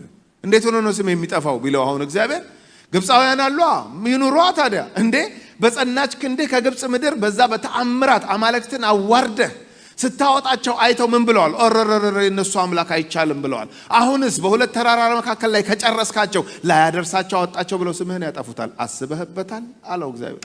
ኧረ ቅርበት! ኧረ ምልጃ! ኧረ ጸሎት! እግዚአብሔር ይህን መንፈስ ያፍስስልን። ምን አይነት መጠጋት ነው ወደ እግዚአብሔር! አስበህበታል? ስምህ ይጠፋል አለው እግዚአብሔር። እና እባክህ ለህዝብህ ራራ። እቺ ናት ጸሎቷ። በቃ ራራ ናት ማሰሪያዋ። ያዙልኝ እቺን ቃል ቁጥር 13 ዘራችሁን እንደ ሰማይ ከዋክብት አበዛለሁ፣ ይቺንም የተናገርኳትን ምድር ሁሉ ለዘራችሁ እሰጣታለሁ፣ ለዘላለምም ይወርሷታል ብለህ በራስህ የማልክላቸውን ባሪያዎችህን አብርሃምንና ይስሐቅን እስራኤልንም አስብ። እንዴ ሲቀጥል አይደል የመጣው ኪዳኑ? አብርሃም አላጠፋም እንዴ? አጥፍቷል እኮ። አንተ ግን ኪዳን ጠባቂ ስለሆንክ ነው የቀጠልከው። ይስሐቅ ጋር ቀጠልክ፣ ያዕቆብ ጋር ቀጠልክ። እንዴ መተ አሁን የያዕቆብን ልጆች እንዳለ እስራኤል ብለህ 12ቱን ነገድ ይዘህ እየሰራህ ነው ያለው። በዚህ በይሁዳ ነገድ በኩል ደግሞ ወደፊት መሲሁ ይመጣል። ለምንድን ነው የምታቋርጠው መካከል ላይ? እግዚአብሔር ሆይ አስብ እንጂ ኪዳንህን፣ ለአባቶች የገባኸውን ኪዳን አስብ እንጂ። ራራ በቃ እለፍ በቃ ይሄንን ኃጢአት። ይሄም እኔ መሃል ገባሁ እኮ በቃ ይሄው ሜዲዬተር ነኝ እኮ እኔ እየማለድኩ ነው፣ እባክህ ራራ ብሎ ጸለየ። ቁጥር 14 እግዚአብሔርም በሕዝቡ ላይ ሊያደርግ ስላሰበው ክፋት ራራ። አሜን። እግዚአብሔር ይባረክ። ራራ፣ እግዚአብሔር ራራ። ዋው! የእግዚአብሔርን ቁጣ ተራራ ላይ አበረደና ሙሴ ይሄን ጉድ ማየት አለብኝ አለ። እላይ ሰማይ ተስተካክሏል። ገብቷቸው ሰማይ ሰላም ነው። በቃ ሰማይ አረጋግጧል። እግዚአብሔር ከቁጣው መመለሱን መራራቱን በደንብ አረጋግጧል። አሁን ጉዱን ለመመልከት ምክንያቱም ሚዲయేተር ስለሆነ እግዚአብሔር ጋር ይሄዳል፣ ህዝቡ ጋር ይሄዳል። እግዚአብሔር ጋር ይሄዳል፣ ህዝቡ ጋር ይሄዳል። አሁን ህዝቡ ጋር ነው የሚመጣው። መጣ ወደ ህዝቡ። ተመልከቱ ምን እንደሚሆን ቁጥር 15 ሙሴም ተመለሰ፣ ሁለቱንም የምስክር ጽላቶች በእጁ ይዞ ከተራራው ወረደ። ጽላቶቹም በዚህ እና በዚያ በሁለት ወገን ተጽፎባቸው ነበር። ጽላቶቹም የእግዚአብሔር ሥራ ነበሩ። ጽፈቱም በጽላቶቹ ላይ የተቀረጸባቸው የእግዚአብሔር ጽፈት ነበረ። ኢያሱም እልል ሲሉ የህዝቡን ድምፅ ሰምቶ፣ ኢያሱ አብሮ ስለሆነ የሚሄደው ከሱ ጋር ሰምቶ ሙሴን የሰልፍ ድምፅ በሰፈር ውስጥ አለ አለው። እሱም ይህ የድል ነሺዎች ወይም የድል ተነሺዎች ድምፅ አይደለም፣ ነገር ግን የዘፈን ድምፅ እሰማለሁ አለው። አያችሁ እግዚአብሔር ለሙሴ ስለነገረው ኢያሱ ማወቅ አልቻለም። ምንድነው የምሰማው ሲል የድል ነሺዎችም የድል ተነሺዎችም አይደለም እና ምንድነው የዘፈን። አሁን ኢያሱ በስመ አብ ወልድ መንፈስ ቅዱስ አሐዱ አምላክ የሚያስብል ነው ለሱ። ዘፈን አዎ ዘፈን ትተነው የሄድነው ህዝብ እየዘፈነ ነው የምትለኝ? የስ እየዘፈነ ነው። እንዴት? እሱም በኋላ አስረዳሃለሁ። እኔም ራሴ ሾክ አድርጌያለሁ እግዚአብሔር ሲነግረኝ። እዛ እየዘፈኑ ነው። እስቲ ለማንኛውም እግዚአብሔር ያለኝና ምድር ላይ ያለው ኤግዛክትሊ መመሳሰል አለመመሳሰሉን ቼክ ላደርግ ብሎ ወረደ። እንዲህም ሆነ ወደ ሰፈሩ ሲቀርብ ጥጃውንም ዘፈኑንም አየ ይላል። አያችሁ እግዚአብሔር ያለውን የነገረውን በምድር ላይ መጥቶ አየው። ጥጃውም ጉብ ብሏል መካከላቸው ላይ እየተመለከ መስዋዕት ቀርቦለት በፍጹም ወርዛ አያረግም። እኔ እኮ የሚገርመኝ ነገር ከእውነተኛው አምላክ በመጽሐፍ ቅዱስ ላይ ከተገለጠው ከእውነተኛው አምላክ ውጪ ሁሉ ያሉት የውሸት አማልክት ናቸው። ይገባናል የሚሉትን አምልኮ ስግደት ሁሉ የሚቀበሉት በድርቅና እንደሆነ ታውቃላችሁ። እንደ አጋንንት ደረቅ አላየሁም። ደረቅ ታውቃላችሁ? ችኮ በቃ ችክክ ያለ ችኮ ነው በቃ የማይገባውን አሁን ጠንቋይ፣ ሟርተኛ፣ መተተኛ፣ መድግምተኛ፣ ይሄ አስማተኛ ምናምን በድርቅና እንደሆነ ታውቃላችሁ አምልኮ የሚቀበለው። በትክክል ወርዝ የሚያደርግ ማን ነው? የታረደው በግ። ክብር ለእግዚአብሔር ይሁን። ታርደሃልና ይገባሃል። በትክክል የሚገባው እያለ የማይገባቸው ቦጭቀው። ኧረ ምን አይነት ድርቅና ነው ያለው በምድር ላይ ግን በጌታ በኢየሱስ ክርስቶስ በፍጹም የማይገባቸው እንዲመለኩ ያሰፈሰፉ ብዙ አማልክት አሉ በምድራችን ላይ በዓለም ላይ ሁሉ ማለት ነው በየዘመናቱ። አሁን በዚህኛው ዘመን ጥጃ ነበር እንግዲህ የተነሳው። ተመልከቱ። ቀልጦ የተሰራ የማይናገር የማይጋገር ከጆሮአቸው የወጣ ወርቅ ቀልጦ ተሰርቶ ጥጃ ሆኖ ወጥቶ አንተ ነህ ከግብጽ ያወጣሃል። አረ በፍጹም ወርዛ ያረገም ያ ጥጃ። ጥጃውንም ዘፈኑንም አየ ይላል። ከዛስ የሙሴም ቁጣ ተቃጠለ ይላል። እንዴ የእግዚአብሔርን ቁጣ አብርዶ ወርዶ የሱ ቁጣ ይቃጠላል? እኔ እግዚአብሔር ሲነግረው ኢንቴንሲቲውን እንደዚህ አላሰበውም ማለት ነው የምለው። በቃ ይሄን ክፍል ሳጠና እንዴ ያለ ነው የሚመስለኝ። አረ እግዚአብሔር ታጋሽ ነው፣ አረ እግዚአብሔር መሐሪ ነው፣ እኔ እንደሱ አይደለሁም፣ እኔ አልችልም፣ ይሄንን እንደዚህ ነው ባለጋችሁት፣ እንደዚህ ነው ከመስመር የወጣችሁት ያለ ይመስለኛል። ቁጣው ተቃጠለ ይላል። በሌላ በኩል ደግሞ ስመለከተው ኃጢአትን እንደዚህ ካልተጸየፈና ካልተቆጣ የእግዚአብሔርን ካራክተር ሼር ማድረግ አይችልም። ይሄ ሰው እውነተኛ መሪ ስለሆነ ይሄን ፕራክቲስ እያደረጉ ከነዓን እንደማይገቡ ያውቃል። ተሽመድምደው መንገድ ላይ እንደሚቀሩ ስለሚያውቅ ምን ነካችሁ ብሎ ነው እየተቆጣ ያለው። ምንድነው የማየው? ቁጣው ተቃጠለ። ጽላቶቹንም ከእጁ ጥሎ ከተራራው በታች ሰበራቸው። ይሄ ኪዳን አፍራሽነታቸውን ነው የሚያሳየው የእስራኤል ልጆች እንጂ አሁን ጽላቱን መስበር አልነበረበትም። ሰበረው ግን ለምን? ከባድ ሐዘን ነው እያዘነ ያለው። ኪዳን እኮ ነው ያፈረሳችሁት እናንተ ብሎ ሰበረው ከእጁ ጥሎ። የሰሩትንም ጥጃ ወስዶ ዋው! አያችሁ የአሕዛብ አማልክት አጋንንቶች ናቸው የሚባለው ለዚህ ነው። በቃ አሁን ይሄ ጥጃ በፍጹም አምልኮ አይገባውም። በፍጹም ጣዖት ነው። እነሱ አክብረውት ምናልባት በዙሪያው የተሽከረከሩ ምናምን ይሆናል መስዋዕት ያቀረቡለት። መጣ የእግዚአብሔርን ክብር ያየ ሙሴ። ክብር ለእግዚአብሔር ይሁን። አምልኮም ስግደትም ሁሉም የሚገባው በሰማይ ያለ አምላክ እንደሆነ ስለሚያውቅ ጥጃውን እንደነሱ አይፈራውም። እሱ ጥጃውም እንዳረገ ተመልከቱ። የሰሩትንም ጥጃ ወስዶ በሳት አቀለጠው ይላል። በሳት ውስጥ አልፎ ነው ጥጃ የሆነው። መለሰና በሳት ውስጥ አስገባውና እንደገና ምን አደረገው? ትቢያም እስኪሆን ድረስ ፈጨው። ከዛስ የቁጣውን ልክ ተመልከቱ። ይሄም አላረካውም። ከፈጨው በኋላ በውሃም ላይ በተነው መታሰቢያው እንዲጠፋ። ይሄም አላረካውም፣ ለእስራኤልም ልጆች አጠጣው ይላል። እኔ እንደዚህ ያልኩኝ ይሄን ክፍል ሳጠና እሺ ጥጃውን መልሶ እሳት ውስጥ ከቶ ማቅለጥ ይገባኛል። ያቀለጠውን እንደገና ድፍጭጭጭጭ አድርጎ መፍጨት ይገባኛል። የፈጨውን ዱቄት ያደረገውን ውሃ ላይ መበተንም ይገባኛል። ወርቅ የተበተነበትን ውሃ እየቀዱ ማጠጣት ግን ወርቅ ውሃ የሚባለው ራሱ ይቅርታ ወርቅ ውሃ ካለሽ እንግዲህ እዚህ ውስጥ ይሄ ነው ወርቅ ውሃ ነው ያልኩት። ራሱ በቃ ሳጠናው ምን ሊሆን ይሄ ውሃ አይነት በቃ መታሰቢያውን እንዴት እንደሚያጠፋው ተመልከቱ። የቁጣው ልክ እኮ ነው እንደዚህ የሚያደርገው። እንደንትን ይመስለኛል። እንካ ጠጣው እንካ ተጋተው ብሎ የሰጠው ሁሉ ነው የሚመስለኝ። በቃ ይሄ ነው ከግብጽ ያወጣ አታፍርም? እንካ ጠጣው። አንዳንዴ እንደዚህ አይደለ የምንሆነው በጣም ስንቆጣ።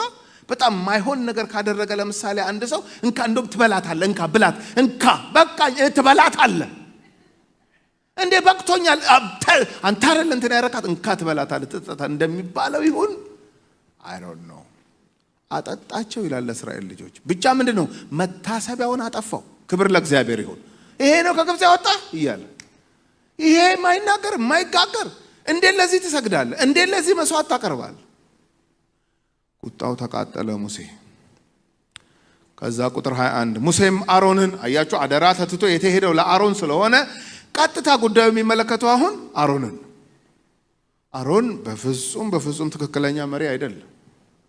ሙሴም አሮንን ይህን ታላቅ ኃጢአት ታመጣበት ዘንድ ይሄ ህዝብ ምን አደረገ? አንተ ነህ ተጠያቂው አለው። ወንድሙ በስጋ ወንድሙ ስለሆነ ያዳላለት መሰላችሁ? ሙሴ የሚገርም መሪ እኮ ምን አደረገ ይሄ ህዝብ? አታዝንለትም ለዚህ ህዝብ? ቁጣ ታመጣበት ዘንድ እንዴት እንደዚህ አይነት ኃጢአት ታሰራዋለህ አለው። አሮንም እንዲህ አለ፣ ጌታዬ ሆይ ቁጣህ አይቃጠል። እሱ ተራራ ላይ ወጥቶ አላየ? የእግዚአብሔርን ቁጣ እንዴት አድርጎ አብርዶ እንደመጣ አላየ? ሙሴ ሲንተከተክና ሲቆጣ ቆይ ተረጋጋ ይለዋል። ምን አየ? የእግዚአብሔርን ቁጣ የት አየ አሮን? አትቆጣ አለው። ቁጣህ አይቃጠል፣ ይሄ ህዝብ ክፋትን እንዲወድ አንተ ታውቃለህ አለ። አያችሁ ብሌም ሽፍት ሲያደርግ እንዴ! ተረኛው መሪ እሱ ነው። እሱ ኖ ማለት ሲገባው በአንድ አፍ ብሎ ካፋቸው የወጣውን ቃል ተቀብሎ አይደለ እንዴ ጣዖት አምላክ ያደረገው ህዝቡ። ሪስፖንሲቢሊቲ በፍጹም የማይሰማው መሪ ነው ይሄኛው መሪ።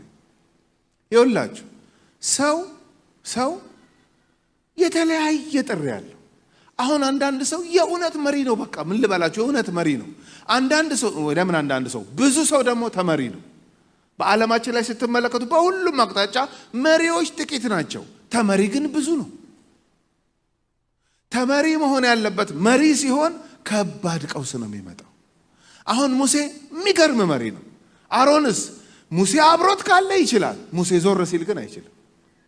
ታውቃላችሁ የዘኍልቍ መጽሐፍ ምዕራፍ 12 ላይ ከእህቱ ከማርያም ጋር አብሮ ሆኖ በሙሴ ላይ የተነሱትን መነሳት ታስታውሳላችሁ አይደለም?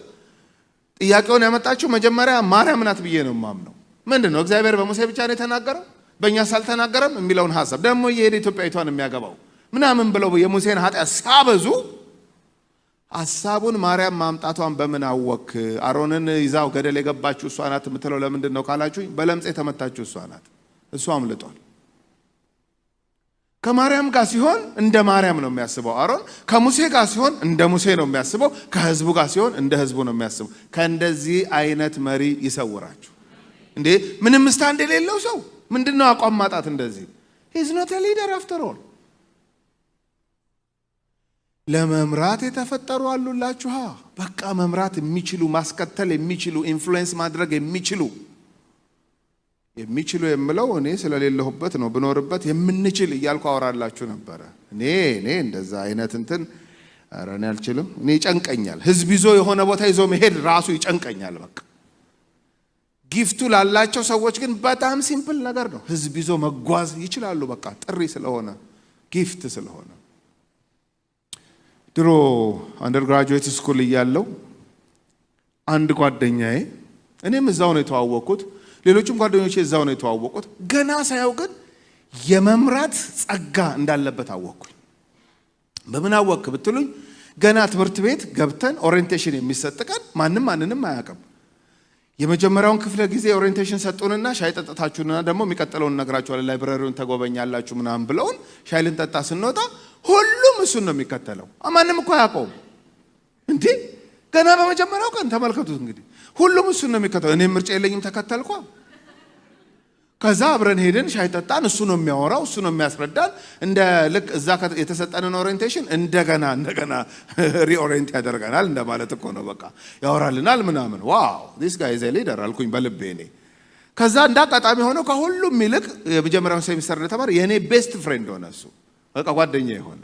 ያው እኔ እንደዚህ የሚመራ ሰው መጠጋት እችላለሁ መሪ ስላልሆንኩ ማለት ነው። መመራት ነው የሚሻለኝ። ስለዚህ በጣም ጓደኛሞች ሆነን እና አንድ ጥያቄ ልጠይቅህ አልኩት። መሪ እንደሆንክ ግን ታውቃለህ አልኩት። ምንም ወደ ኋላ ሲል አይ ኖ ነው ያለኝ።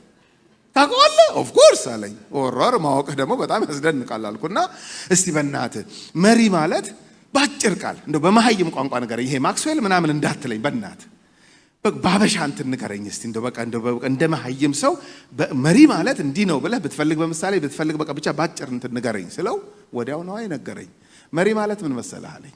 አልኩት ለምሳሌ አለ አሁን ለምሳሌ ክፍለ ሀገር ወይ ጎንደር ምናምን ለመሄድ ከፈለክ አለ ነገ ለመሄድ ዛሬ ነው ትኬት የምትቆርጠው። አዎ ከዛ ትኬት ትቆርጥና ቃህን ሸክፈህ ጠዋት አውቶቢስ ተራ ትሄዳለህ። አዎ ከዛ ትኬቱ ላይ ያለውን የጎን ቁጥርና አውቶቢሱን የጎን ቁጥር ታመሳስላለህ። አዎ ከዛ ትሰለፋለህ። አዎ ከዛ ረዳቱ እስኪከፍት ድረስና ሻንጣ እስኪጫን ትጠብቃለህ። አዎ 60 ተሳፋሪ ከሆነ ያለ 60ውም ደርሷል። በቃ እስኪከፈት ነው የምትጠብቀው ዕቃ መጫኛው። ከዛ ረዳቱ ይመጣል፣ በሩን ይከፍታል፣ ትኬት ቁጥር እየታየ ትገባላችሁ። አዎ እንደዚህ እየጠበክ እያለህ አለኝ። እሺ ድንገት በላውድ ስፒከር ከዛ ከአውቶቢስ ተራ ከቢሮ በጎን ቁጥር 056 ወደ ጎንደር ልትጓዙ የነበራችሁ መንገደኞች መኪናው ስለተበላሸ ከይቅርታ ጋር ዛሬ አትጓዙም ነገ ነው ሲባል ከ60 ተሳፋሪ 58ቱ ባንዴ ልቡ ይቀልጣል አለ። እጭ ይላሉ አለ። በቃ ዘመዶቼን ተሰናብቼ ወጥቼ ሻንጣዬን ሸክፌ ወጥቼ ድጋሚ ልመለስ ነው ምን አይነት እንደው እቺ ሀገር እንደው ምናምን ሲሉ አንድ ወይ ሁለት አሉ አለ ጀግኖች። ምንድነው የሰማሁት ይላሉ አለ። አይቀበሉም አለ። በቃ እንደዚህ አይነቱን ነገር ምንድነው የሰማሁት? የኛ አውቶቢስ ተሰርዟል አይሄድም። ማን ያለው ይላል። ከዛስ 58ቱን ከኋላ አስከትሎ ቀጥታ ቢሮ ይሄዳል አለ። ላውድ ስፒከሩ የተነገረበት ቢሮ የተነገረበት ቦታ ቢሮ ይገባል። ልክ ሲደርስ ወይ ጸሐፊ ትኖራለች። ምንድነው ስትል አለቃውን እፈልጋለሁ ነው። እሳቸው ስራ ላይ ነው። እኛ ምንድነን? እኛ የኛን ስራ ያልሰሩ የማለት ሰሩ አሳልፈኝ ይላሉ አለ። ብላ ደንግጣ ትከፍታለች። ይገባል። ከኋላ 58 ሰው አለ። ሰውየው ስክሪፕቶ ይዞ ሌላ የሚሰረዝ ሊናገር ነው አለ። በቃ ሰቁጭ ብሎ እንትን ሲል ምንድነው ሲል ቀና ሲል የህዝብ ብዛት ቢሮ ውስጥ ተወሯል። ምንድነው እየተሰራ ያለው? የሀገሪቱን ህዳሴ ወደ ኋላ ምናምን ፖለቲካ ያደርገዋል አለ ገብቶ። በቃ ደንግጦ ሰውየው ምንድነው ሲል 056 ለምንድነው የተሰረዘው? ወደ ጎንደር ልንጓዝ። እሺ አሁን ይተቀየራል። አሁን ሌላ አውቶቢስ ይታዘዛል። እድሜ ለዛ ሰውዬ ጎንደር ገብተህ ታድራለህ። እና መሪ ማለት ይሄ ነው።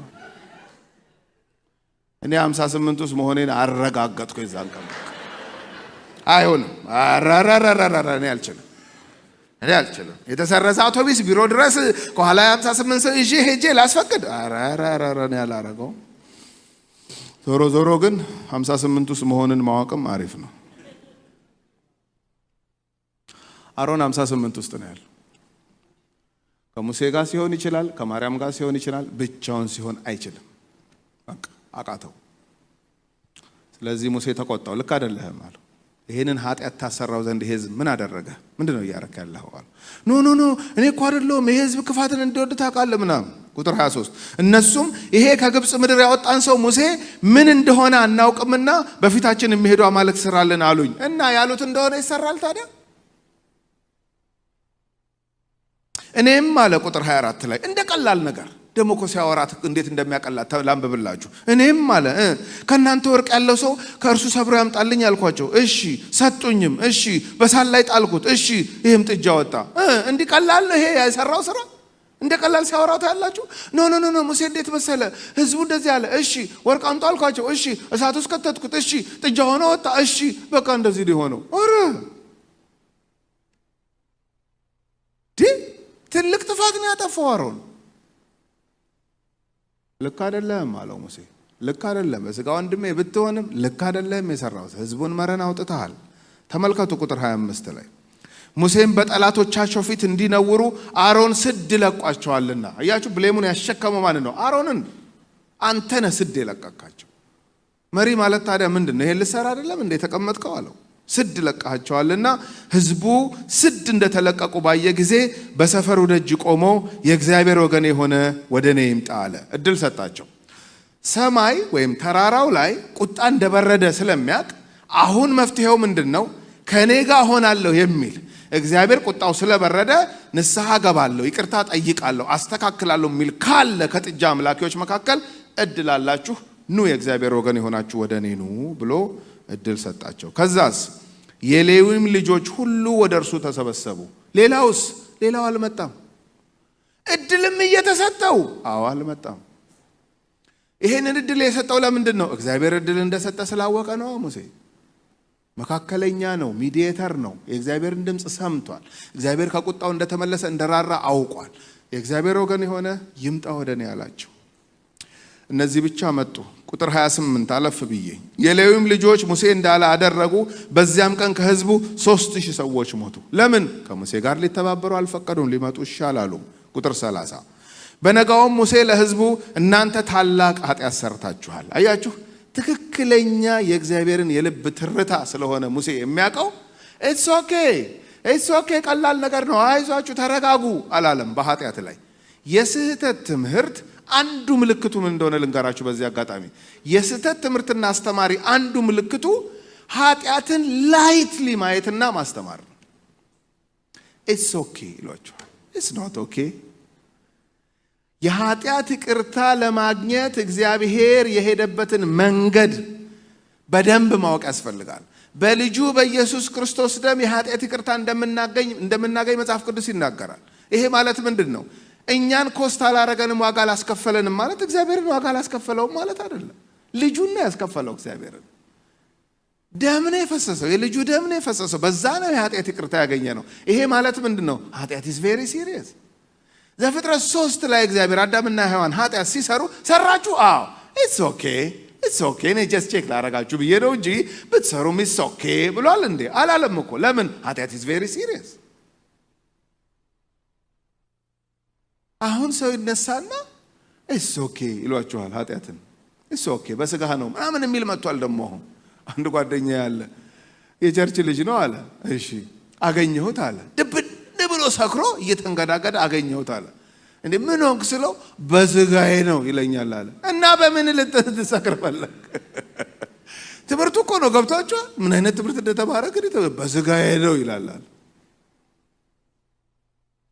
ለምን? ኃጢአት ምንም ማለት አይደለም የሚል ትምህርት አስተምረውት ነው።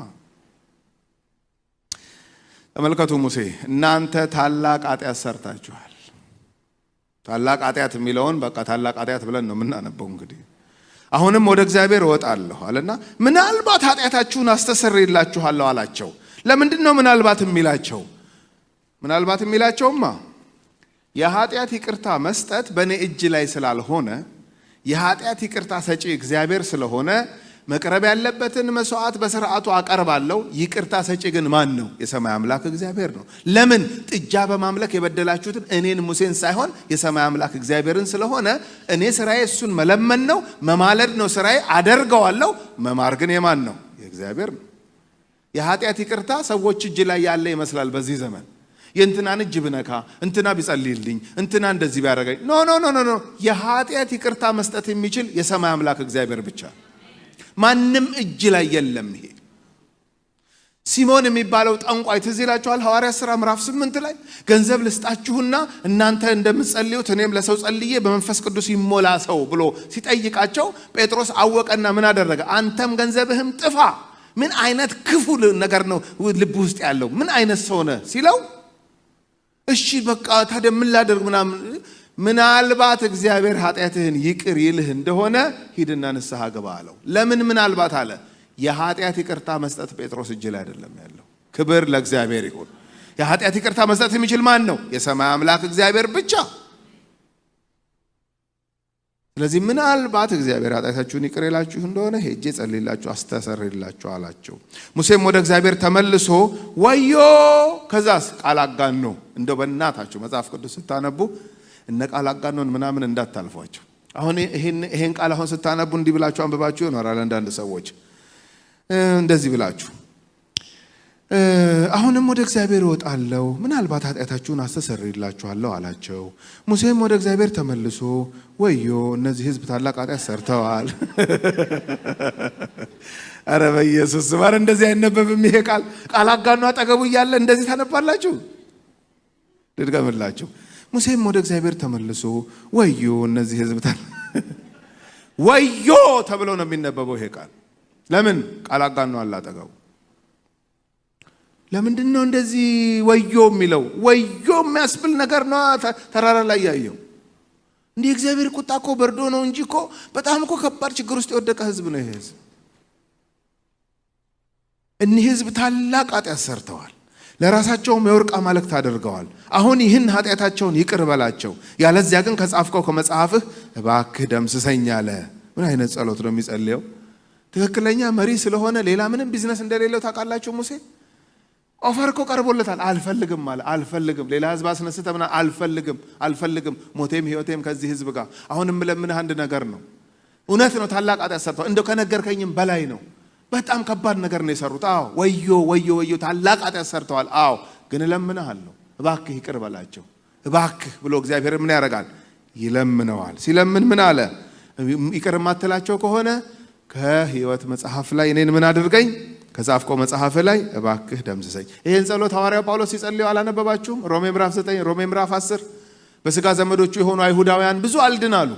በሄደበት ከተማ እንደ ጎርፍ የሚድነው አሕዛብ ነው። የኔን የሥጋ ዘመዶች አይሁዳውያን እግዚአብሔር ተዋቸው እንዴ አለና በእግዚአብሔር ፊት ልክ ሙሴ የጸለየውን ጸሎት ደገመው። የኔ ዘመዶች በሥጋ አይሁዳውያን የሆኑ የሚድኑ ከሆነ እኔ የተረገምኩ ብሆን እንኳን ምን ማለት ነው? የነሱን እርግማን እኔ ልሸከምና እነሱ ይዳኑ የሚባል ነገር እኮ የለም። እርግማን መሸከም የሚችል አንድ ነው፣ እሱም ኢየሱስ ይባላል። ይሄ ጠፍቶት አይደለም ጳውሎስ ይሄን ጸሎት የሚጸልይ። ታዲያ ምንድን ነው የሚጸልየው? ሙሴ የጸለየውን ጸሎት ነው እየደገመ ያለው። የነሱን እርግማን የነሱን በደል እኔ ተሸክሜ እኔ የተረገምኩ ልሁን፣ እኔ ከዘላለም ሕይወት ልጉደል፣ እነሱ የሚድኑልኝ ከሆነ አለ። የቅናቱን ልክ ነው የሚያሳየው ይሄ እንጂ እንደዚህ ሰብስቲቲዩት ማድረግ የሚባል ነገር የለም። ሰብስቲቲዩት የሚያደርግ አንድ ነው፣ እሱም ኢየሱስ ይባላል። ንጹሕ ደም ያፈሰሰ ክብር ለሱ ይሁን። ስለዚህ ሙሴ ባክህ ብሎ እግዚአብሔርን ለመነው። ከዛ እግዚአብሔርም ሙሴን የበደለኝን እርሱን ከመጽሐፌ ደመስሰዋለሁ። አንተ ምን ቦጣህ? ለምንድን ነው አንተን የምደመስስህ? አይ እግዚአብሔር ባክህ እያለ ለመነ። ምዕራፍ 33 እግዚአብሔርም ሙሴን እንዲህ ብሎ ተናገረው። ሂድ ለአብርሃምና ለይስሐቅ ለያዕቆብም ለዘርህም እሰጣታለሁ ብዬ ወደ ማልኩባት ምድር ወተትና ማርም ወደምታፈሰው ምድር አንተ ከግብፅ ምድር ካወጣኸው ሕዝብ ጋር ከዚህም ውጣ። አሜን። እግዚአብሔር ይመስገን። ጉዞ ሊጀመር ነው። አዎ ክብር ለእግዚአብሔር ይሁን። እግዚአብሔር ከቁጣው ተመለሰ። አዎ ተመለሰ። ዛሬም የኔና የናንተ አምላክ እንደዚሁ ነው። ተጉዘን 10 ዓመት በጌታ ቤት ቆይተን 15 ዓመት 20 ዓመት አገልግለን ቆይተን ነገር ትርምስምስ ብሎብን ሊሆን ይችላል። በነ ሙሴ ዘመን መለስ ያለ፣ በነ ሙሴ ዘመን ዘንበል ያለ፣ በነ ያዕቆብ ዘመን ዘንበል ያለ አምላክ ዛሬም ዘንበል ይላል። እንዲህ አይነት መንፈስ ሼር ላረጋችሁ ነው የመጣሁት። ክብር ለእግዚአብሔር ይሁን። በእውነት ዘንበል ይላል እግዚአብሔር። በተስፋ አይቆረጥም። በጌታ ከተስፋ አይቆረጥ። ለሚመለስ ሰው እግዚአብሔር ይመለሳል። ከዚህ ሕዝብ ጋር ውጣ። አንገተ ደንዳና ሕዝብ ስለሆንክ በመንገድ ላይ እንዳላጠፋህ እኔ በአንተ መካከል አልወጣምና በፊት መልአክ እሰዳለሁ። የሚገርማችሁ ምኑ ተቀየረ መሰላችሁ? ምዕራፍ 33 ላይ ሙሴ እንደ ድሮ እየመጣ ተራራ ላይ ያዋራኸኝ እኔ አንተ ሕዝቡ አይደለም። አሁን እንትኑ ጨምሯል አለ ሰንሰለቱ። ምን ሕዝቡ አለ፣ እሺ፣ አንተ አለ፣ እሺ፣ መልአክ አለ፣ እሺ፣ ከዛ ነው ያለው። ሙሴ ሆዬ አልፈልግም አለ። አቤት ሰው ከእግዚአብሔር ጋር ሲቀራረብ አልፈልግም። እና ምንድነው የምፈልገው? መልአኩ ከመካከል ይውጣና አንተ አለ፣ ከዛ እኔ፣ ከዛ ሕዝቡ። ክብር ለእግዚአብሔር ይሁን። ለምን መካከል ይገባል?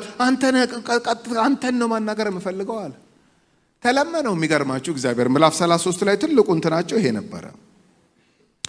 ቁጥር 4 ሕዝቡም ይህን ክፉ ወሬ ሰምተው አዘኑ። ማለት ሙሴና እግዚአብሔር የተነጋገሩትን ሲሰሙ እግዚአብሔር ሲሪየስ ሊያዝኗል እንዴ? እንደዛ ነው እንዴ አሉ። የስ አዝኖባችኋል እግዚአብሔር።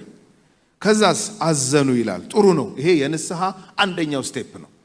አሁን ለምሳሌ እንደሚገባ መመላለስ አቅቶን ከሆነ ለጌታ እንደሚገባ ማገልገል እንደሚገባ መኖር እንደ እግዚአብሔር ፈቃድ እንደ እግዚአብሔር ቃል ነገሮች በቃ አልሰምር ብለውን ከሆነ የመጀመሪያው ጤነኛ ነገር ምንድነው በሉኝ? ማዘን ነው። ጌታ ሆይ እርዳኝ፣ ጌታ ሆይ እርዳኝ፣ በቃ ጌታ ሆይ እርዳኝ። እነዚህ ሰዎች አዘኑ። ከእነርሱ ማንም ጌጡን አልለበሰም። ለምን? ጌጥ እኮ በደስታ ቀን ነው የሚለበሰው። ይሄ የንስሐ ጊዜ ነው። ይሄ እግዚአብሔርን ፊት የመፈለጊያ ጊዜ ነው። ጌጥ አይደለ ነገር ያመጣባቸው? ጌጥ አውልቀው አይደለ ጥጃ ሆኖ ያ ሁሉ ጣጣ የመጣው? አንለብስም አሉ። አንለብስም፣ ጌጥ አንለብስም። እግዚአብሔርም ሙሴን ለእስራኤል ልጆች እናንተ አንገተ ደንዳና ሕዝብ ናችሁ፣ አንድ ጊዜ በእናንተ መካከል ብወጣ አጠፋችኋለሁ። አሁንም የማደርግባችሁን አውቅ ዘንድ ጌጣችሁን ከእናንተ አውጡ በላቸው አለው። አዎ እግዚአብሔር ጋይድ ያደረጋቸው ጀመር። ስቴፑን ራሱ በቃ አሁን ጌጣችሁን አውልቁ፣ አሁን የምትደንሱበት የምትፍሩበት አይደለም፣ ንስሐ የምትገቡበት ነው አለ። ቁጥር 6 የእስራኤልም ልጆች ከኮሬብ ተራራ ጀምረው ጌጣቸውን አወጡ። ይሄ የሐዘን ምልክት ነው፣ የመመለስ ምልክት ነው። ከዚህ በኋላ ምዕራፍ 33 ላይ የሙሴና የእግዚአብሔር ንግግር ነው። ባጭሩ ናሬት ላድርግላችሁ። መልአክ በመሃል ይግባ አለ፣ አይግባ አለ ሙሴ። ይግባ አለ እግዚአብሔር፣ አይግባ አለ። እሺ እንደዚህ ያደርግልሃለሁ አለው። እግዚአብሔር ተለመነው። ቁጥር 14 ላይ እግዚአብሔርም እኔ ካንተ ጋር እሄዳለሁ አሳርፍህም አለው። እግዚአብሔር ይባረክ። አይግባ መልአክ አይግባ፣ አንተ እኔ ከዛ ህዝቡ አለ። እሺ ተለምኜሃለሁ፣ ሰምቼሃለሁ፣ ሀሎቴ ካንተ ጋር ይሆናል አለው። ከዛስ ቁጥር 17 እግዚአብሔርም ሙሴን በፊቴ ሞገስ ስላገኘ በስምህም ስላወቅኩ ይህን ያልከውን ሁሉ አደርግልሃለሁ አለው። ምዕራፍ 34 ላይ ያለውን ሐሳብ ተናግሬ ልጨርስ። ነገሩ ፒኩ ላይ እየደረሰ ነው የሚመጣው። አሁን ህዝቡ ኃጢአት ሰራ፣ እግዚአብሔር ተቆጣ፣ ሙሴ ማለደ። እሺ ራርቻለሁ አለ እግዚአብሔር። ወረደ ሙሴ ከህዝቡ ጋር ዲል አደረገ፣ ከአሮን ጋር ዲል አደረገ፣ ከህዝቡ ጋር ዲል አደረገ። ይህንን ሁሉ ጨረሰ። ተመልሶ ወደ እግዚአብሔር መጣ፣ ከእግዚአብሔር ጋር ዲል አደረገ። የመጨረሻው እግዚአብሔር ነገሩን ኮንክሉድ ያደረገበትን መንገድ ላሳያችሁ። ይሄ ነው ትልቁ ዋስትናችን። የእግዚአብሔርን ባህሪ ማወቅ ነው በእግዚአብሔር ቤት ብዙ እንድንሰነብት የሚያደርገን።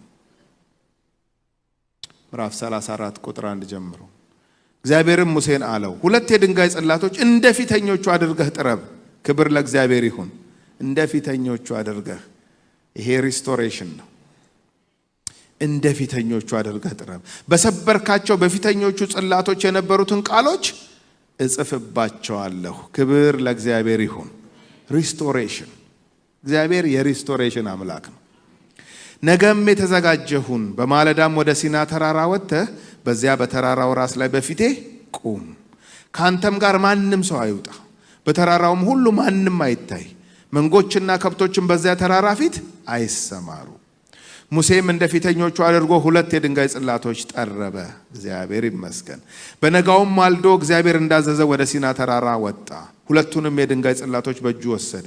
እግዚአብሔርም በደመና ውስጥ ወረደ፣ በዚያም ከእርሱ ጋር ቆመ። የእግዚአብሔርንም ስም አወጀ።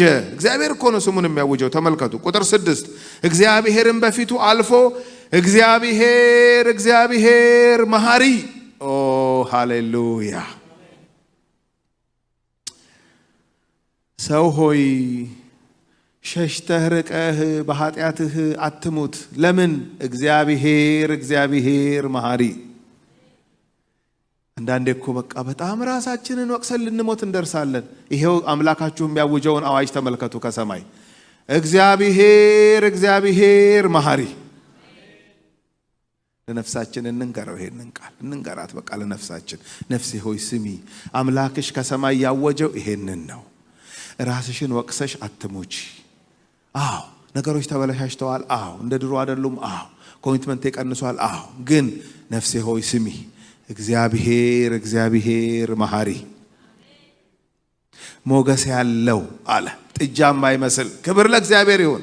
ኧረ አልመሳሰልም አለ። ይሄ ቀልጦ የወጣውን ጥጃ አሮን እንዲያመልኩ ያደረገውን አንገናኝም፣ አንደራረስም። ለምን?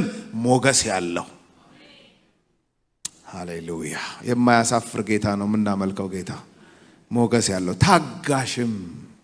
አቤት እግዚአብሔር በቃ በአየሩ ላይ አወጀው እኮ ይሄንን ካራክተሩን። በቃ ታጋሽም፣ ባለብዙ ቸርነትና እውነት እስከ 1000 ትውልድም ቸርነትን የሚጠብቅ አበሳንና መተላለፍን ኃጢአትንም ይቅር የሚል አለና በደለኛውንም ከቶ የማያነጻ ይላል። እቺን ቃል ነግራችሁ ልጨርስ።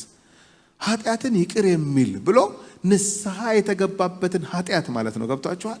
በደለኛውን ግን ከቶ የማያነጻ ማለት ምንድነው? በበደሉ የሸመጠጠንና የቀጠለን ማለት ነው። አሁን አንዳንዴ ሰው ይመስለዋል እግዚአብሔር መሐሪነት ራሱ ሮንግሊ የሚረዳ ሰው አለ። እግዚአብሔር መሐሪ ነው፣ እግዚአብሔር መሐሪ ነው እና እኔ ችግር የለውም እንዴትም ብኖር። አረ እንደዛ አይደለም። እግዚአብሔር ኃጢአተኛ ንስሐ የገባን ኃጢአተኛ ይቅር ይላል እንጂ በደለኛንማ ምን አያረግም? አያነጻም። ኢትስ ኦኬ የማይል ማለት እኮ ነው። በደለኛውን የማያነጻ ማለት በበደሉ የቀጠለን ሰው። ታዲያ ኢየሱስ ሲመጣ የእግዚአብሔር መንግስት ቀርባለች ንስሐ ግቡ ለምን አለ? በደለኛውን የማያነጻ አምላክ ስለሆነ እግዚአብሔር በደለኛ የሚነጻው በምንድን ነው? ንስሐ በመግባት ነው። እንደዛማ ባይሆን ሰው ንስሐ መግባት ባያስፈልገውማ የኢየሱስ መልእክት ምንድን ነው መሆን ያለበት? የእግዚአብሔር መንግስት ቀርባለች እየሮጣችሁ ግቡ ነበር መሆን ያለበት። እሱ ግን መጥቶ ምንድን ነው ያለው? የእግዚአብሔር መንግስት ቀርባለች ንስሐ ግቡ። እዚህ የእስራኤል ልጆች ከመስመር ወጥተው ያውቃሉ? አዎ። ሙሴ ደነገጠ በጣም። የእግዚአብሔርን ቁጣ አበረደ፣ ወረደ ህዝቡ ጋር ተቆጣቸው። ልክ አይደላችሁም አላቸው። ከዛ ጌጣችሁን አውጡ ተባሉ። አዘኑ፣ አለቀሱ፣ ንስሐ ገቡ። ከዛስ ወደ እግዚአብሔር መጣ ሙሴ። ይሄው ተስተካክሏል ነገሩ፣ በል ይቅር በል ሲል ራሱ እግዚአብሔር በአየር ላይ አወጀው። እግዚአብሔር እግዚአብሔር መሐሪ፣ ታጋሽ፣ ባለ ብዙ ሞገስ። ክብር ለእግዚአብሔር። ሚራራ ቸርነቱ እውነቱ ከትውልድ እስከ ትውልድ ለዘላለም የሆነ ኃጢአተኛን ምን ያደርጋል? ይቅር ይላል፣ ይደመስሳል። ክብር ለእግዚአብሔር ይሁን። ምናልባት በውስጣችን ትናንት እንዳልኳችሁ እኔ የምመለስ ሰው አይደለሁም፣ እኔ የምስተካከል ሰው አይደለሁም፣ እኔ እንደ ቀድሞ እንደ ድሮ ላገለግል አልችልም ያላችሁ ሰዎች ብትኖሩ ይሄን አውጃለሁ። እግዚአብሔር እግዚአብሔር መሐሪ፣ እግዚአብሔር እግዚአብሔር ባለብዙ ሞገስ፣ እግዚአብሔር እግዚአብሔር ታጋሽ፣ ቸርነቱና እውነቱ ለትውልድ ሁሉ እስከ ዘላለም ድረስ የሚሰራ እሱ አምላክ አምላክሽ ነው። እሱ አምላክ አምላኬ ነው። እሱ አምላክ አምላካችን ነው። ክብር ለዚህ አምላክ ይሁን። እንጸልይና እንጨርስ።